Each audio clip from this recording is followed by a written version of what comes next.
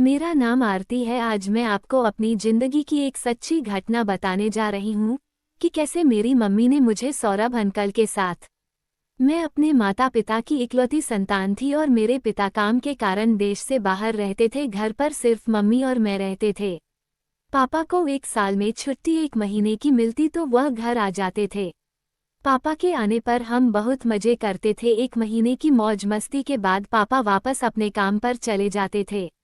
हमारी जिंदगी बहुत अच्छी गुजर रही थी। पापा अच्छा खासा पैसा कमा लेते थे, जिसके चलते हमें कभी भी किसी चीज की कमी नहीं होती थी। जिंदगी में सुकून ही सुकून था, हर तरफ खुशियां ही खुशियां थी। मगर वह कहते हैं ना, इंसान आज के टाइम में अपने दुख में इतना दुखी नहीं है जितना दूसरे का सुख देखकर होता है।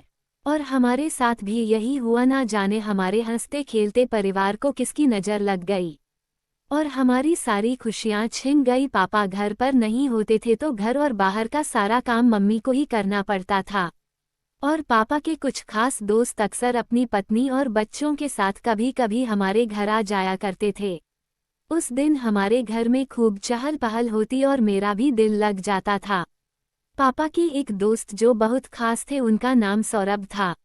अगर कोई काम ऐसा होता जो मम्मी ना कर पाती तो सौरभ अंकल हमारी मदद कर लिया करते थे।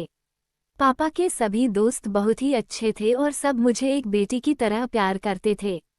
ऐसे ही कुछ दिन गुजरते रहे और सौरभ अंकल का हमारे घर आना जाना ज्यादा होने लगा।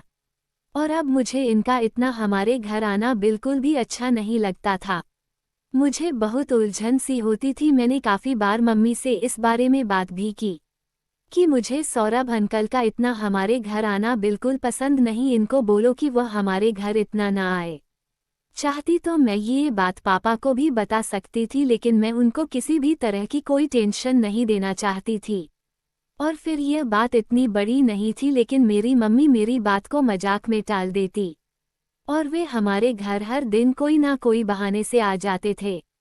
मम्मी इनके साथ बैठकर खूब हंस हंसकर बातें करती रहता है। कर मुड़कर उसे देख हंसकर रात में अब कर भी क्या सकती थी। मुझे मम्मी से भी बहुत मोहब्बत थी।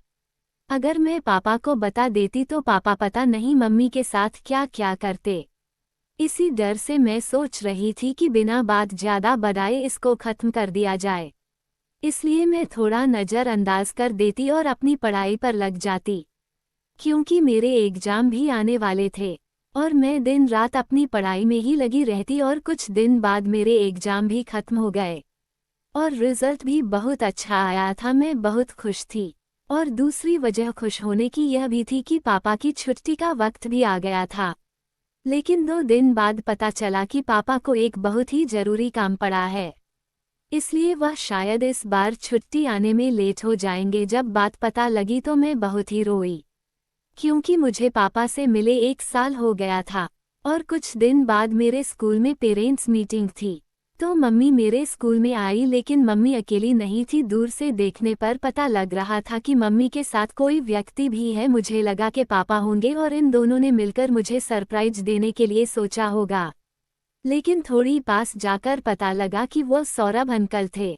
उन्हें देखकर ही मेरे शरीर में आग लग गई और मैं वापस स्कूल के अंदर चली गई और घर आकर बहुत देर तक पापा को याद करके रोती रही। और कुछ देर बाद मम्मी और सौरभ अंकल घर आ गए, मगर मैंने उनसे कोई बात नहीं की। मम्मी ने बार बार मुझसे बात करने की कोशिश की, लेकिन मैंने कोई जवाब नहीं दिया। वक्त ऐसे गुजरता रहा और जब भी मेरे पापा से बात होती तो मैं उन्हें घर आने के लिए बोलती और वो मुझे बोलते कि थोड़ा काम और बाकी है, अब की बार जब घर आऊँगा तो अपनी गुड़िया को छोड़कर कहीं नहीं जाऊँगा। वो लेकिन पता था कि वह यह मेरा दिल रखने के और मुझे खुश करने के लिए बोल रहे हैं। और जब मैं पापा से बात करती तो मेरी मम्मी मेरे ही पास बैठी रहती। मैं चाहकर भी अपने पापा को मम्मी की बात नहीं बता पा रही थी। और दूसरी तरफ मम्मी ज़्यादातर वक्त सौरभ अंकल के साथ ही गुजार रही थी और सारा दिन मम्मी के मुंह पर सौरभ अंकल का नाम ही रहता। वो अक्सर उनसे फ़ोन पर भी बातें करती रहती। मैं मम्मी को 23 बार रोका, मगर वह नहीं मानी और उसके बाद में चुप हो गई। खैर 4 दिन के बाद मेरा जन्मदिन था, लेकिन पापा नहीं आ रहे थे। मुझे इस बात का बहुत दुख हो रहा था। कि ऐसा पहली बार हो रहा है कि ना मेरे रिजल्ट आने पर थे और नहीं मेरे जन्मदिन वाले दिन मेरे साथ मैंने अपनी मम्मी से बोल दिया कि अगर सौरभ अंकल पार्टी में आए तो मैं केक नहीं काटूंगी। लेकिन उन्होंने मेरी बात नहीं मानी और जब शाम को मैं मेहमानों के सामने आई तो सौरभ अंकल पहले से ही सामने वाले सोफे पर बैठे हुए थे और उनके चेहरे की हंसी से लग रहा था कि जैसे मम्मी ने उनको ये बात बता दी होगी मैं उनको पार्टी में भी नहीं देखना चाहती हूँ। मैं मेहमानों के सामने अब कुछ कर भी नहीं सकती थी, इसलिए मैंने चुपचाप केक काटा और अपने कमरे में भाग गई और कमरे का गेट बंद कर लिया, मगर मेरे पीछे पीछे मम्मी और सौरभ अंकल भी आ गए और मुझे गेट खोलना पड़ा। मुझे रोता देखते सौरभ अंकल ने बोला, बेटा शायद हमसे नाराज हो, हमसे क्या गलती हुई है, कुछ हमें भी तो बताओ। लेकिन मैंने कुछ नहीं बोली, मगर इनके बार बार पूछने पर मुझे गुस्सा आ गया और मैं बोली कि मेरी तबीयत ठीक नहीं है, इसलिए मैं कमरे में आ गई। फिर मैं उन दोनों को मुझे अकेला छोड़ने के लिए कहा और वे दोनों चुपचाप कमरे से चले गए और मैं फिर से पापा को याद करने लगी। आज मुझे पापा की बहुत याद आ रही थी और कुछ घंटे बाद मुझे बहुत जोर से भूख लगी। मैंने अपने कमरे का गेट खोला और दबे पांव किचन की ओर चली। किचन प्लेट में खाना लिया और अपने कमरे की तरफ आने लगी। इतनी में मुझे मम्मी और सौरभ अंकल की कुछ आवाज आई जो बाहर वाले कमरे में ही बैठे थे। देखकर बहुत गुस्सा आया, क्योंकि जब सारे मेहमान चले गए हैं तो यह अभी तक यहाँ क्यों बैठे हैं और क्या बात कर रहे हैं। मैं ये जानने के लिए उत्सुक हो गई कि आखिर यह क्या बात कर रहे हैं, इसलिए मैं चुपके से दरवाजे के पीछे खड़ी हो गई और कान लगाकर उनकी बातें सुनने लगी। सौरभ अंकल मम्मी के पास ही बैठे थे और बोल रहे थे कि आज तुम काली साड़ी में अच्छी लग रही थी। सभी की नजरें सिर्फ तुम ही पर टिकी हुई थी और मैं चाहकर भी किसी को रोक नहीं पा रहा था, क्योंकि मैं खुद तुमसे अपनी नजरें नहीं हटा पा रहा था। काला रंग तुम पर बहुत ज्यादा अच्छा लगता है। सौरभ की बातें सुनकर मुझे गुस्सा आता था कि किस तरह बेशर्मी से अपने दोस्त की पत्नी के साथ इतनी घटिया बातें कर रहा है। लेकिन मेरी मम्मी भी तो इनकी यह घटिया बातें सुनकर मुस्कुरा रही थी। मैंने जब उनकी सारी बातें सुन ली तो मुझ मेरे पापा पर बहुत तरस आया, क्योंकि वह मम्मी से बहुत ज्यादा प्यार करते थे और मम्मी उनके साथ यह सब धोखा कर रही थी। ये सोचकर मेरी आंखें भर आई और मैं खाने की प्लेट जोर से जमीन में दे मारी और भागते हुए अपने कमरे में आ गई। और अब मैंने सोच लिया था कि चाहे कुछ भी हो, लेकिन मैं अब और चुप नहीं रहूंगी और सारी बात पापा को बता दूंगी। लेकिन इतने में मम्मी मेरे कमरे में आ गई, क्योंकि उनको मेरे प्लेट पटकने से पता चल गया था कि मैं उनकी सारी बातें सुन ली। मम्मी ने आकर मुझे गले लगाया और सौरभ को वहां से भेज दिया और मुझे बोली कि आगे से ऐसा कुछ नहीं होगा, मगर ना जाने क्यों मुझे उनकी बात पर विश्वास नहीं हो रहा था। और खैर उसे दिन के बाद मुझे सौरभ घर पर नहीं दिखा और मुझे मम्मी विश्वास हो गया और मैंने पापा से कुछ नहीं बताया, क्योंकि अब जब सही हो गया तो पापा को बताकर क्या ही फायदा था, क्योंकि मैं पापा को फालतू की टेंशन नहीं देना चाहती थी, क्योंकि पापा जी जो कुछ कर रहे थे वह सब हमारे लिए ही तो कर रहे थे और मम्मी उनको धोखा दे रही थी। लेकिन अब जब मम्मी ने आगे से ये सब करने के लिए मना कर दिया तो मैंने ये राज ही रख लिया। लेकिन अभी भी मम्मी से अच्छी तरह से बात नहीं कर रही थी, मगर शायद ये सब मेरी गलत फहमी थी। और एक दिन मेरी स्कूल में अचानक से तबीयत खराब हो गई। मेरी टीचर ने मेरी तबीयत बिगड़ते देखकर डॉक्टर की सलाह से कुछ दवाई दी और मेरे स्कूल बस वाले अंकल को बुलाकर मुझे घर छोड़ने के लिए बोल दिया। थोड़ा आराम मिलने के बाद अंकल मुझे घर छोड़ गए। मैंने 2-3 बार दरवाजा खटखटाया तो मम्मी ने गेट नहीं खोला। मुझे लगा कि बाहर किसी काम से गई होगी। फिर मैं घर के लॉक की चाबी निकाली। इसकी 2 चाबी थी, एक हमेशा मेरे पास और एक मम्मी के पास होती थी।